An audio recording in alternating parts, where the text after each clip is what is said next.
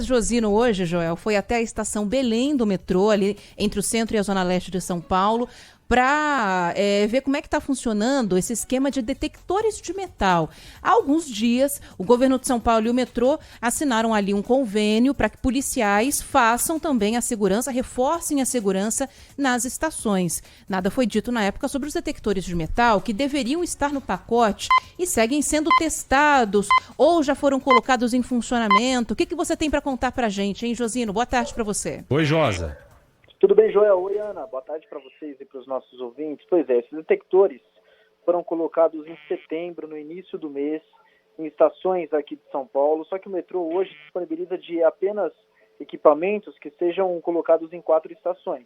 Então eles estão fazendo um rodízio entre as estações. Hoje, por exemplo, eles colocaram na estação Belém, linha 3 vermelha do metrô, que não é uma das estações mais movimentadas da cidade, mas é uma estação que tem um certo movimento. E lá deu para perceber que, por exemplo, algumas pessoas passam com o celular na mão, com chave, não apita. Eu mesmo passei, estava com minha bolsa que tinha bastante metal, até pelo trabalho na TV, pelos equipamentos que a gente tem de repórter, não apitou também. Eles não me chamaram para fazer uma revista. Eles têm aquele material, os agentes do metrô têm aquele material, aquele equipamento manual de fazer também a revista, e algumas pessoas eles estavam passando nas bolsas para saber o que tinham. E aí perguntavam, olha, o que você tem na bolsa? Ah, tenho chave, tenho talher de marmita, tem alguma coisa. Aí deixava passar. Mas era mais para mostrar que existe alguma coisa sendo feita em relação à segurança do metrô. A gente tem falado bastante aqui no Bora Brasil, a Ana inclusive trouxe várias matérias de violência nas estações, gente andando armada, ladrões andando armados nas plataformas, e aí o metrô inclusive fez um posicionamento dizendo que não conseguia fazer toda a segurança com os agentes, procurou o governo de São Paulo para conseguir policiais militares nas estações, um convênio foi feito, mas até agora os policiais não começaram a trabalhar nas estações, isso porque estão definindo a forma de pagamento, e aí também a inscrição dos agentes para que eles trabalhem nas plataformas das estações mais movimentadas. Serão 180 policiais. Mas então haverá esse rodízio também nos próximos dias, nas próximas semanas, em outras estações que vão pegar esse detector de metal para tentar dar uma segurança a mais para o usuário. São 3 milhões de pessoas que utilizam todos os dias o metrô de São Paulo, que é o mais movimentado do país. Joel e Ana. Tá, ô Josino, só uma coisa. Eu ouvi dizer que os seguranças não têm prerrogativa ali para abordar um cidadão que foi identificado, parado, num detector como esse. Né? Seria legal a gente dar ênfase a isso. Porque o cidadão passa ali, às vezes apita, e ele pode seguir a vida dele. Ele pode estar com um isqueiro ou com um garfo ali de uma marmita, mas pode estar com uma faca grande, uma arma branca que ele pode utilizar para cometer um crime, talvez uma arma de fogo. Como é que deve evoluir essa parada aí? Olha, pelo que eu apurei com o pessoal da comunicação do metrô, Joel, se uma pessoa apita, e aí, isso na teoria, claro, e aí os agentes do metrô fazem aquela revista manual e encontram alguma arma, essa pessoa é levada para a delegacia do metrô, que fica na Barra Funda. Mas efetivamente, na prática, o que eu vi hoje é que, olha, algumas pessoas apitavam assim, que tinha algum metal entre os pertences. Mas aí essa pessoa passava normalmente, ela não precisava passar por uma revista minuciosa pelos agentes do metrô, e elas seguiam viagem. Aí eu perguntei, inclusive, para a comunicação do metrô o que deve ser feito em relação a isso. Eles me disseram que os agentes do metrô precisam perguntar para a pessoa e também, em algumas situações, revistar, abrir a bolsa para saber o que tem. E aí, se tiver alguma coisa que seja, por exemplo, uma arma branca, ser levada, assim, para a delegacia do metrô, João. Mas, por exemplo, você mesmo passou pelo detector de metais e não falaram nada com você, né, Josino? Não falaram nada. Eu tinha metal, por exemplo, estava com o celular, com a chave, com um monte de coisa. E também o próprio microfone tem metal, é de metal.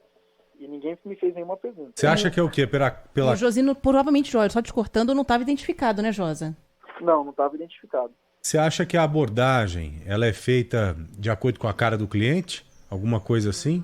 Ah, apitou ali, esse aí não, pode seguir. Vai esse meio tem que cara por de amostragem, bonzinho. né? Não, esse aí tem cara de bandido. Né? Esse aí vem cá. Você percebeu alguma coisa nesse sentido? Olha, João, na verdade eu vi 2 pessoas sendo abordadas, eram 2 mulheres. duas mulheres que estavam com a bolsa. E aí os agentes perguntaram, o que você tem na bolsa? Aí eu vi que, de longe, eu vi que uma respondeu que estava com um talher da marmita. E outra que tinha chave, mais chave do que o normal. E aí elas seguiram viagem. Então, mas, por exemplo, elas poderiam ter mentido para o agente do metrô. Eles poderiam estar armadas. Mas não foi visto, não abriram a bolsa.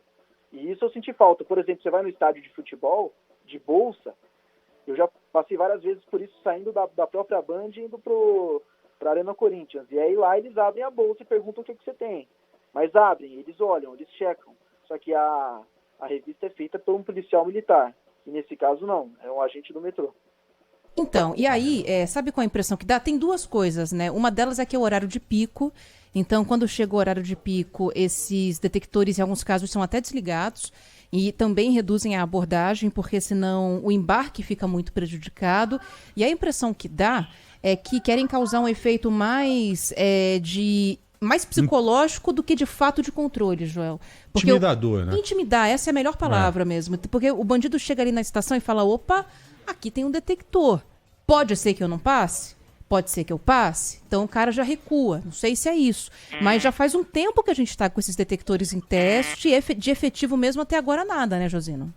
Não, de efetivo mesmo nada, viu, Ana? Isso é importante. Inclusive, esse convênio que foi feito foi assinado pela Secretaria da Segurança Pública com o metrô, mas até agora os policiais não começaram a trabalhar nas estações.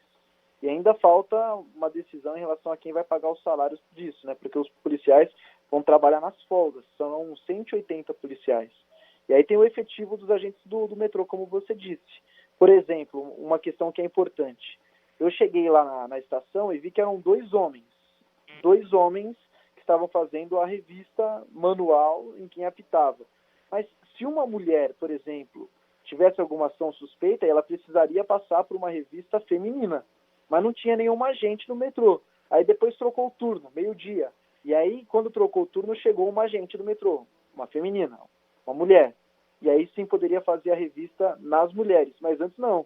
Então, se uma mulher entrasse armada ali na estação, na plataforma, com certeza ia passar batido. É igual o radar. Você já viu quando coloca um radar novo em determinada região? Primeiro ele é educativo, né? E depois que ele começa a entrar em ação de fato. Deve ser mais ou menos isso. Estão procurando entender essa história, mas pelo que eu entendi não está servindo para absolutamente nada. Sincero e honestamente, né, pelo que a gente tem de conhecimento, até esses detectores já foram testados no passado, o que pode causar algum efeito mesmo, Joel, é polícia. É o cara entrar e ver que tem PM ali dentro das estações. Pode ser que isso, né, faça o bandido se intimidar. De resto, acho muito difícil. Se for desse jeito, vai ser muito difícil. As duas coisas, né? O ideal seria você ter o detector legal mesmo, funcionando ali, acusando, e a polícia junto. E tem que caminhar para isso. Né? Não tem como você pensar em outras possibilidades. A segurança não dá conta de conter esses bandidos perigosíssimos que nós temos hoje. Com certeza. Mas, hoje é a polícia mesmo. Mas pelo menos reduzir a criminalidade armada dentro das estações, porque esse é o grande problema. Por isso que eu tô falando, não adianta o cara puxar uma arma na plataforma. Não adianta pôr só a polícia e deixar sem o detector de metais. Mas você sabe que o próprio metrô não traz os números, mas fala que a maioria desses assaltos que acontecem dentro das estações não são armas de verdade, são simulacros. É plástico, não apita quando passa aí. Ou uma faca também. Por exemplo, né? Então, se o cara passa com uma arma de brinquedo, né? Que a gente chama de simulacro porque ele é igualzinho, né? Simula uma arma. E chega na estação, vai assaltar alguém, do que adiantou o detector? Exato. A gente, como vítima nesse tipo de situação, o ideal é o quê? Eu não reagir. Pra mim, tanto faz se é um simulacro, se é uma arma real. Entrego tudo que tem na mão, né? Exato. Por então, isso que é legal ter as duas frentes. Exatamente. Sem a polícia na estação, vai ficar muito difícil. É isso aí, Aninha. Josino, obrigado, viu, queridão? Abraço pra você aí. Tamo junto, Joel. Tamo junto, Ana. E outra coisa que é importante é que muitos roubos e furtos acontecem também da catraca para fora. Na estação, mas não na parte interna da plataforma. Né? E ali, por exemplo, não tem detector de metal. É verdade, é verdade. Isso aí. Valeu, queridão. Valeu. Até amanhã. Um abraço, até mais. Até amanhã.